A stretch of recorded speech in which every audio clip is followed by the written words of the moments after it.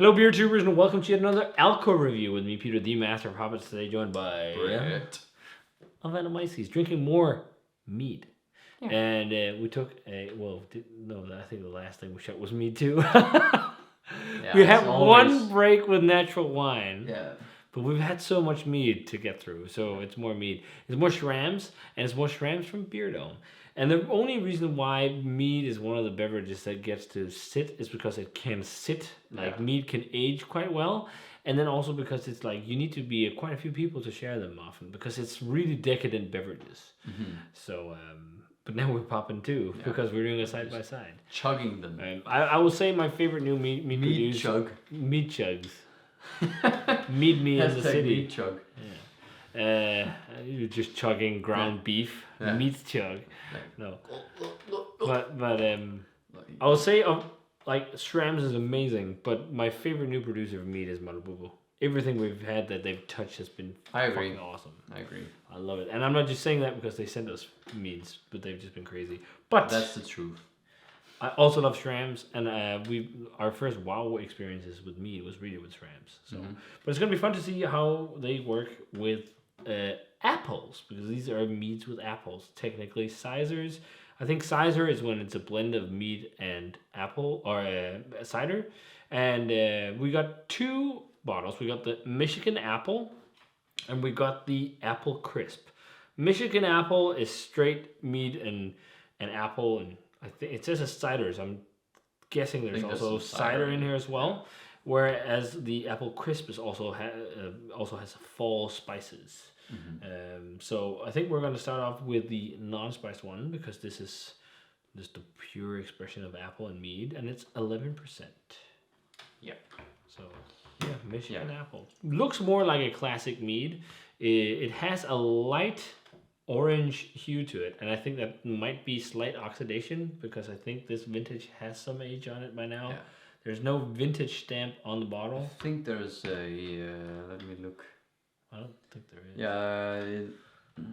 There's batch. This is batch 1. So it's batch 1. So it depends on when batch 1 was made. Yeah. So I think it's like a 2020 or 2019. And this is also batch 1. So both are batch 1. Bottles. I'd guess like both are from 19 or 20. Yeah, I'd something imagine like that. But yeah, it looks nice. Let's check out the aroma. Yeah. So it smells a lot like what I think of when I think just like a classic mead. Like but with apples. There's but it has more of this classic like sweet floral honey profile. It's not as compote like as a lot of the Schramms that are like just like really deep and rich with fruit. But I think this has a lot of apple. Yeah, it does, and a lot of brightness, and it's got a lot like of a dry kind of almost apple cider. Yeah, snappy, dry apple cider. Do you want to hear a super weird tasting note? Aroma note. Yeah. Aroma note. Rice Krispies. Yeah, I see it a bit. I'm not too far off. Yeah. Rice Krispies. But otherwise, I'm also like vanilla Rice Krispies with apple juice. It sounds horrible, but it smells a bit like that. It's also just this like, I'm not an expert in like apples at all, but some kinds of apple have this slightly more like dry kind of perfumey character to them. Yeah, and I less feel like sweet. this is perfumey apple. Yeah, exactly. Varieties, This feels like some of these slightly perfumey.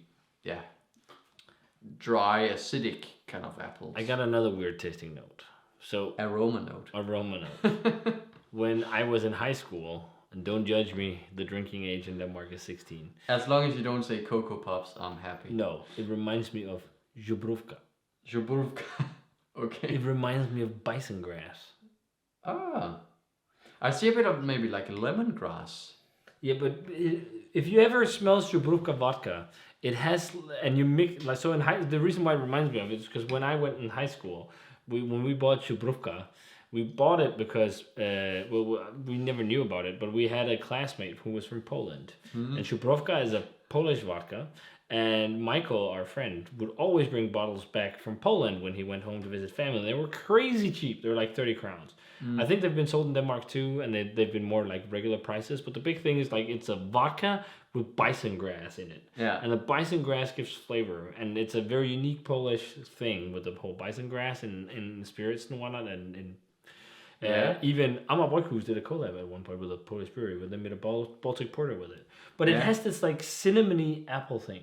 And I'm smelling like that cinnamony apple. It just reminds me of bison grass. Yeah. And what's really like the reason why it really reminds me of bison grass is because when in high school we would drink it with apple juice, just apple juice, and that because it smelled a bit like apple pie, but not really apple pie. And I'm getting exactly that aroma right now, and it just has me a little bit less enticed because.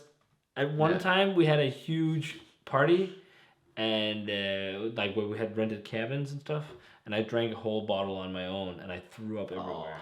And ever since, I've had a bad experience with Zubrówka, and the more I smell it, I'm just like, Zubrówka. So, but I haven't had Zubrówka in years. So Here's your $40 Zubrówka. yeah, I know, not that expensive, No, I think, but let's try it. Yeah, but I actually see a bit of spice elements. Yeah. There is a soft carbonation, so there's probably cider in there. Well, that's really nice. It's crazily drinkable, so it doesn't remind me of Zubrówka.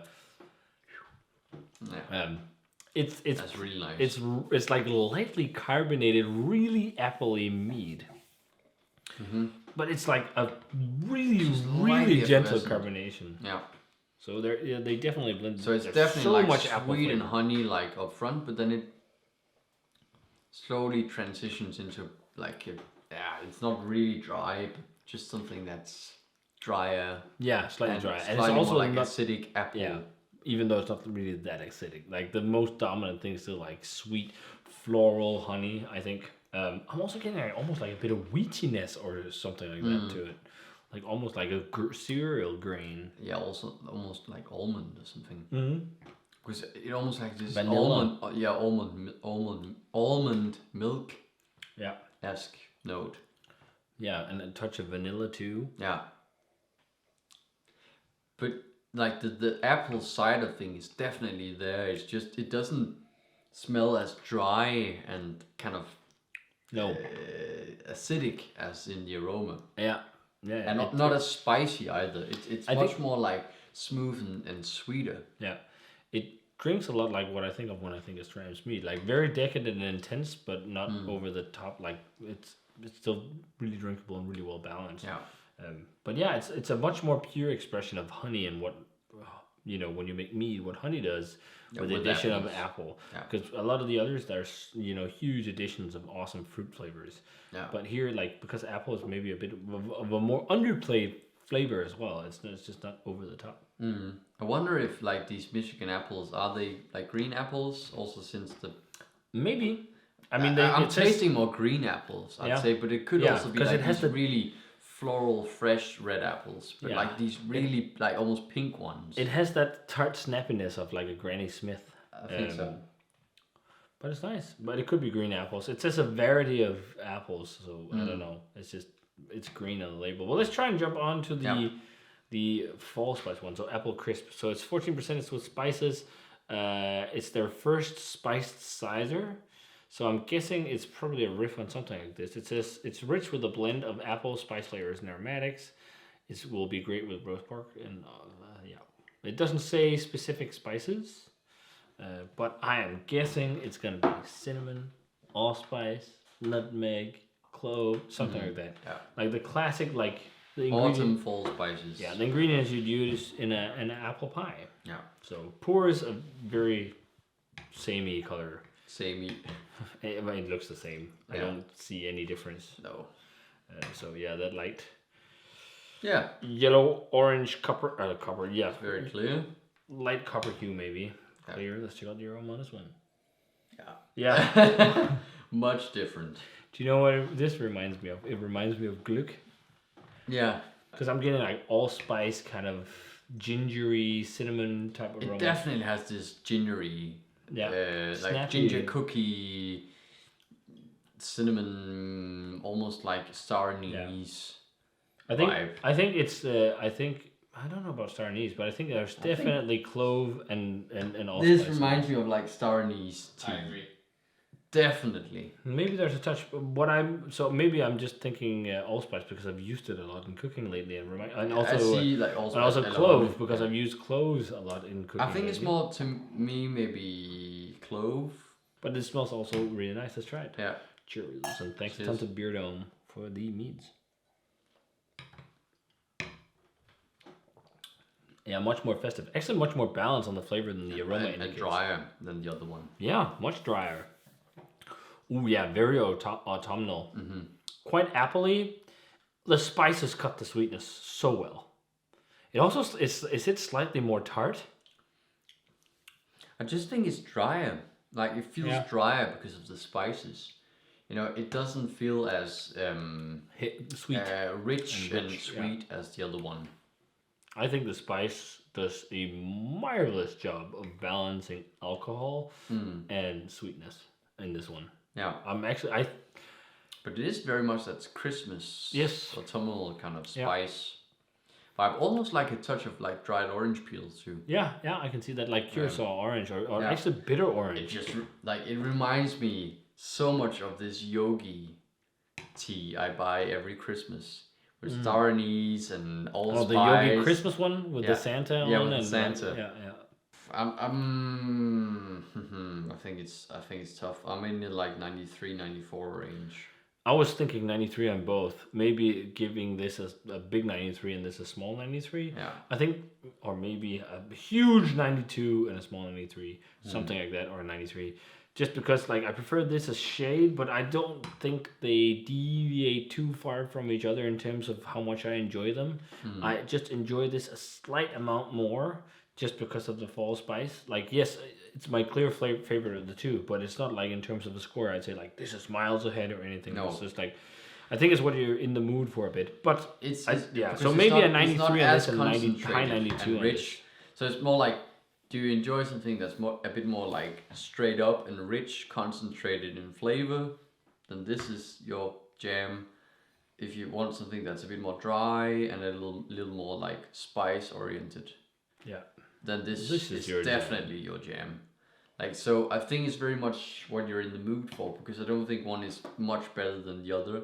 It's just like very different qualities.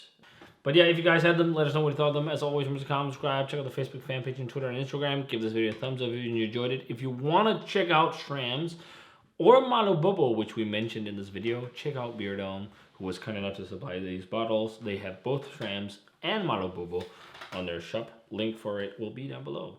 And we're going to say cheers. Yeah, so I'll just take the other one too. And see you guys in another Alco review. Cheers.